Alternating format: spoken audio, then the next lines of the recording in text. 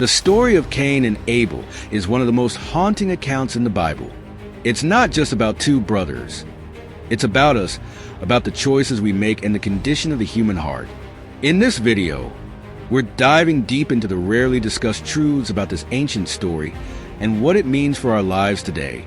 Stay tuned for insights that might just change the way you see this tale forever. Welcome back to the channel. If you're new here, don't forget to like, subscribe, and hit that notification bell so you won't miss out on more biblical insights. Let's dive right into the story of Cain and Abel. Genesis 4 tells us about two brothers, Cain a farmer and Abel a shepherd. They both brought offerings to God. Cain offered some of the fruits of the soil, while Abel brought fat portions from the firstborn of his flock. Here's the turning point. God looked with favor on Abel's offering but rejected Cain's. This raises an age-old question. Why?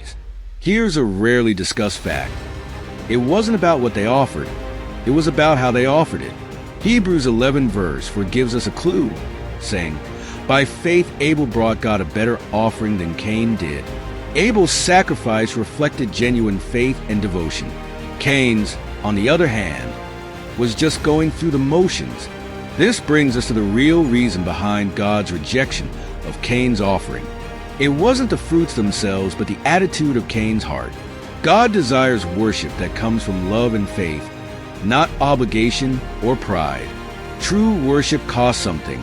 He offered the best of his flock, demonstrating that God deserved his very best. In contrast, Cain's offering lacked sincerity and honor for God. This challenges us today. Are we giving God our best, or just what's convenient? When God favored Abel's offering, Cain became furious. Instead of examining his own heart, he compared himself to his brother, allowing jealousy and anger to take root. God warned him, saying, "Sin is crouching at your door. It desires to have you, but you must rule over it." But Cain didn't listen. He lured Abel into the field and killed him. Even today, jealousy and comparison can destroy lives. Social media, career competition, even family dynamics. These things can fuel feelings of inadequacy and resentment if we're not careful. Here's where the story points us to the ultimate hope. After Abel's death, God says, "Your brother's blood cries out to me from the ground." Abel's blood symbolizes justice and the weight of sin.